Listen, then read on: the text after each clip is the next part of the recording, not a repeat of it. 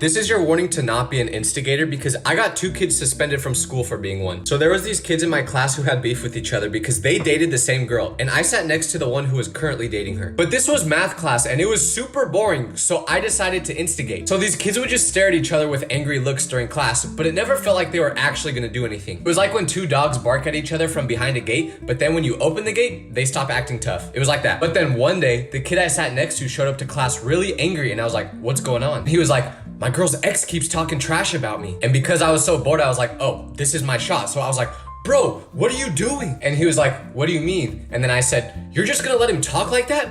Personally, I wouldn't allow that. And then he was like, should I do something? And then I said, well, only if you love your girlfriend, yeah. So this motivated him, and he told the other guy to meet him at lunch to fight, and the other guy agreed because they both still liked the girl. So they fought, and the teacher saw, and they both ended up getting suspended. And the worst part was, it wasn't even a good fight. I feel kind of horrible because this